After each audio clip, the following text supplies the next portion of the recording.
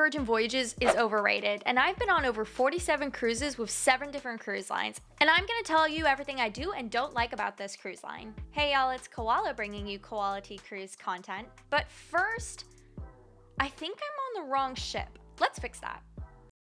Currently, I'm on the Valiant Lady, but I also went on the Scarlet Lady back in March. When I went in March, I remember my first impression. I knew, okay, I need to give this one more try. So I decided to come on board sister ship, Valiant Lady, and just see how my view of this cruise line shifted based on returning on board. We're gonna rate dining, entertainment, the rooms, cabins, the whole entire experience, and why I think it's kind of overrated. Let's start off with the room. So I did post a cabin tour if you're interested in looking more like the specific details of what an interior cabin looks like. I think Virgin Voyages does a really good job in certain areas and then does a not so great job in one particular area. So overall, I love how modern the cabins are. Definitely, by far, I think that even for an interior level room, I love how beautiful it is, how nice it is, and just how clean and spacious it looks too. I think that they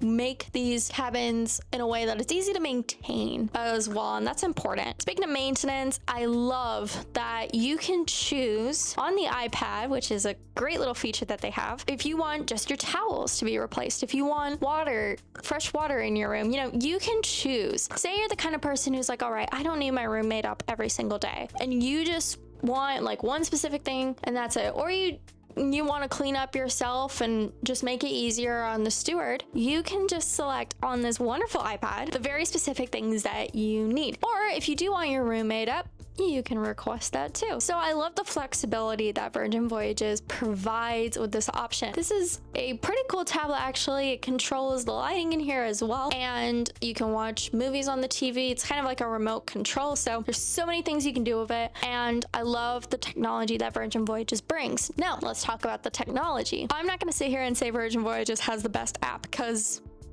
to be honest, I don't know if any cruise line really has a perfect app. Let's be honest. Comment down below if you do, and let me know which cruise line you think has the best app. But I think Virgin Voyages it's almost there. It's almost there. It's definitely a little bit daunting because you can like you can check your agenda in 2 different places. You can sign up for things in 2 different places. So you can actually order food from the app to anywhere you are. Love that. Love that for you. Love that for me. On my last cruise on the Scarlet Lady, it never worked. Y'all, I was so excited that it actually worked this time. Never worked on the Scarlet Lady. It was either maybe like the wrong time of day, or it would glitch out. It would say it was available, but then we couldn't see anything. Like, it didn't always work, and that was really frustrating. Like I said, I'm going on this cruise to give it a second chance, and I'm so glad that it actually worked this time. Continuing with the technology, I love that the room has, I gotta give Virgin 10 out of 10.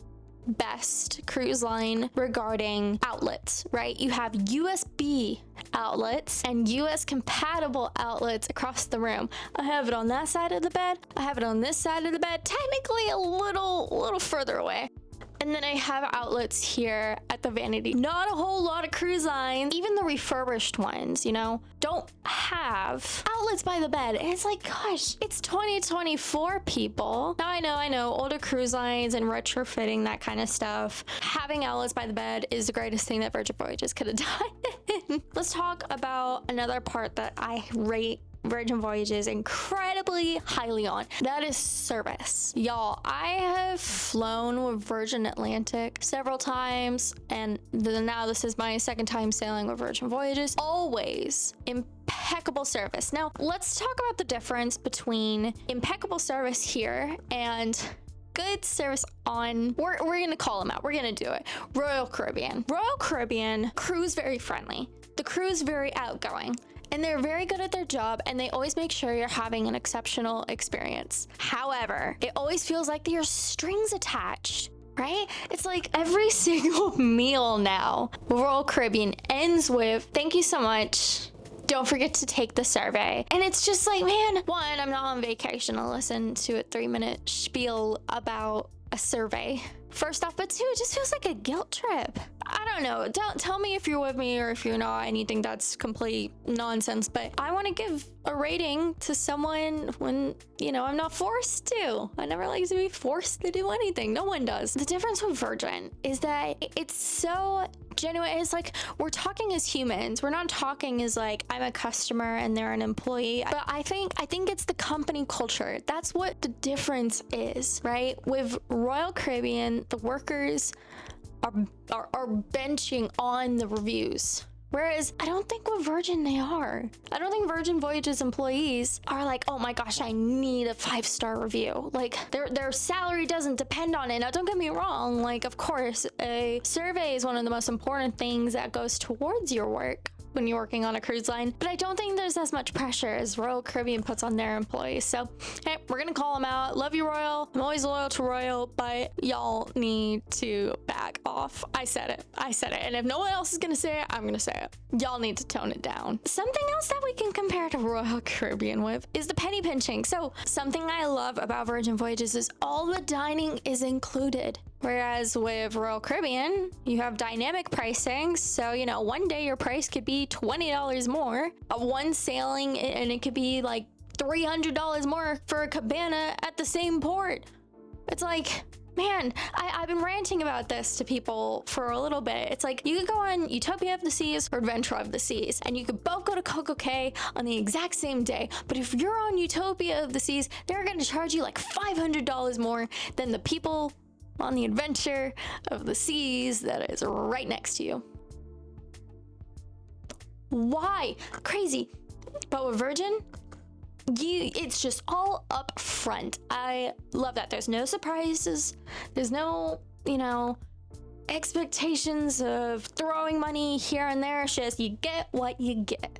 And that is great. That is something that Virgin does exceptionally well with. Okay, Abby, isn't the title of this video why Virgin Voyages is overrated?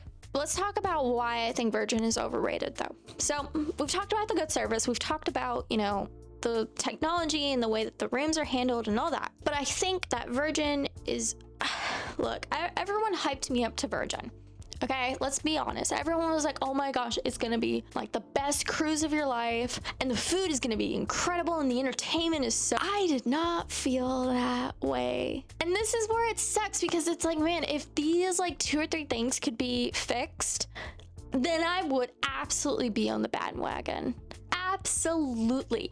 Let's talk about the entertainment. Although I'm not focusing so much on entertainment on this cruise, we did spend quite a little bit of time with the entertainment sector on Scarlet Lady, and it was rather disappointing. Maybe we just went to the wrong things. I don't know, but we went to a show in the Red Room, and that was good.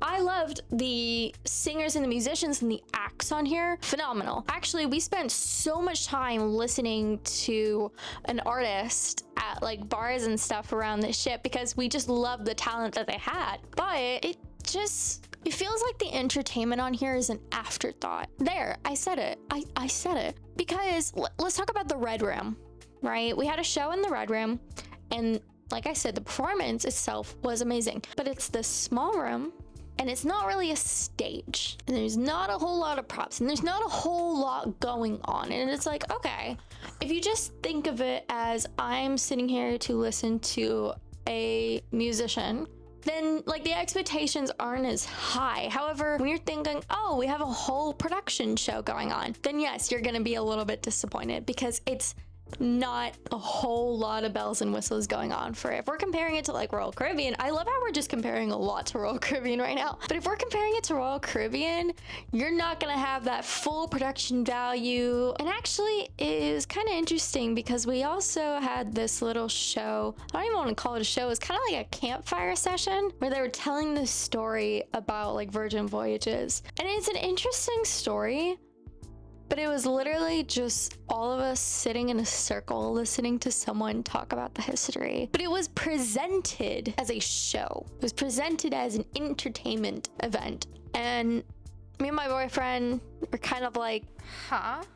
Now, if you've even gotten this far in the video, I just want to preface by saying that none of this is like the crew members' fault in any of these situations, because the crew all do a phenomenal job. Royal Caribbean, Virgin Voyages, whoever, they all specifically do a very good job.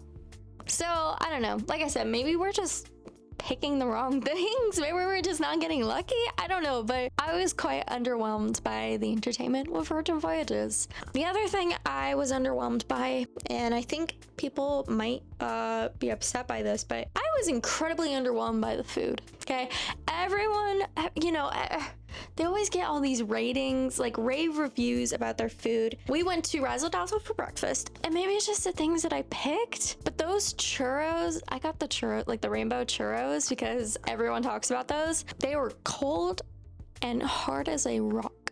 I love churros. I'm so sorry. And then extra virgin was pretty good, and the service was pretty good.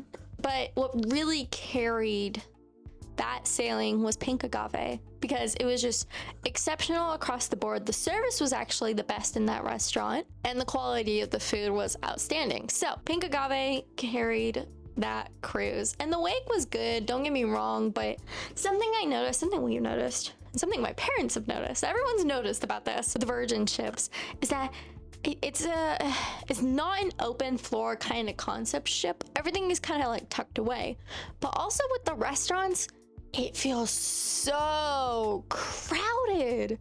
Oh my gosh, like me and my partner, we were actually eating dinner at the wake. We couldn't even hear each other because the tables were just right next to each other. Maybe that's a symptom of having all-inclusive dining. Everyone's gonna be congregating in these restaurants. So I don't know, maybe it's that the ships aren't that big. That's the thing, and they're not huge capacity ships with lots of people, but it definitely feels a little bit crowded because of that closed off kind of design that they have, compartmentalizing all of these aspects. But it sucks to have dinner with the person you love and not even be able to hear them. And like the wake was good for dinner. Super ecstatic about the breakfast. If I remember correctly, I had like the crab eggs benedict. This is literally chewing through plastic. So yeah, maybe it's just my luck, but did not have a good experience in those dining options, y'all. Then I was pleasantly surprised by a test kitchen on the first night. And one of those places that you think, I'm probably not gonna like that, because it is a bit more adventurous and unique in terms of the culinary experience that they provide. But I actually had amazing food, and I hate mushroom, but that mushroom plate was actually brilliant. I was still pretty hungry after test kitchen. And I had the same feeling with the omakase experience on Utopia of the Seas. When you have those super small dishes, but you have multiple, and they're not like spaced out, but you have a little bit of time between each one. I don't know, I don't really get that full. If you're so used to having like a full meal for dinner, it feels a little bit weird, and you're probably still gonna be a bit hungry after. Then we had the whole food poisoning thing. So I had dinner at the galley one night, and that food was not cooked. The galley is kind of like your buffet. Actually, I'll give it points, but I think it has its weaknesses too. I love that you can always find somewhere to eat. That's a really important part. If one of the stations isn't open, another one is. Something that Virgin does a really good job of, and I think this is the part where I said, they took a look at other cruise lines to see where they can improve. Virgin does a good job of having late night eats, because say you want pizza until 2 a.m. The pizza parlor is open that late, right? Whereas on other cruise lines, the buffet closes at like 10 or even earlier, and you want a late night snack. Pizza is universally loved for the most part, right?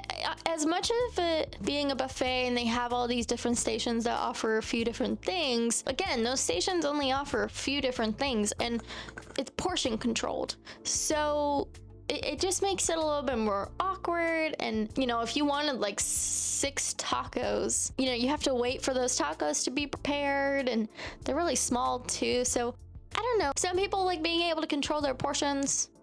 I kind of do, especially like if I just wanted to grab lunch and I don't know how hungry I am. But I also like that they serve it for you, and it makes it a little bit easier. But the point of a buffet is that you can just grab something quickly and go. Can't really necessarily do that with here. Besides the bento baby, which is where you can grab like a box of sushi. So limited option, but hey, you can grab quick sushi. Or you can go to like one of the refrigerators at the entrance and grab like a quick box, which sometimes has like sandwiches or salads. And the idea of a buffet and grabbing a quick lunch, I'm kind of teeter-tottered on how I actually feel the galley executes that. Now let's talk about the ships. So if you're unfamiliar, the Virgin Voyages ships they all are pretty much the same. So it's interesting because I actually do kind of appreciate the compartmentalized feeling that they have rather than like an open concept, because each part has like its own unique feeling and vibe to it, and I think that's really unique. Definitely makes it nice. Like if you don't like a particular area, that's fine. Like you will probably find an area that you like. So I love like the back of like the Mediterranean kind of area. That's like one of my favorite places to just chill and relax. But let's talk about an area I don't really like, and that's the pool deck. And the pools are just so small. I understand that like they host like the Scarlet party and a lot of the parties up there, so floor space is important. I feel like there's enough space for people to actually be in the pool. I don't know. I feel like other cruise lines have done pool decks a little bit better. Sorry. No tea, no shade. No shade, Virgin. I still love you, Virgin. Two other miscellaneous things that I love is I love that the running track is above the pool deck. Y'all, that is it's such a small detail, but it is absolutely necessary. I think Virgin figured out what other cruise lines are kind of lacking, tried to fill in those areas. I think it does do a very good job of doing that. Big reason why I decided to go on the Valiant Lady after the Scarlet Lady was just because Virgin Voyages is, how do I put it? It's kind of weird, right? It's weird in the sense that it's so different from other cruise lines that you just kind of can't put your finger on it because it just feels so different, even though it's still a cruise. And not because it's all adult, actually. I think that's the best part about it. But just the way that it works and flows is just a little bit different. And maybe a little bit off-putting to more traditional cruisers. Like, I can't really tell still if I love or don't love this cruise line. I think Virgin Voyages is still at the early stages of its development. If they put more time and development into it, I think it could absolutely flourish. And there's a lot of potential, and I do see why a lot of people love this one. I'm just not sure if it was the best experience for me. But to each their own. All right, thank you all so much for watching this video. I hope it was entertaining, helpful, informative, whatever you needed out of this video, I hope you got. Thank you so much to all of the Patreon and YouTube channel members who support this channel and everything The Life of a Cruiser. Thank you all again so much, and I will see you all in the next video. Bon voyage!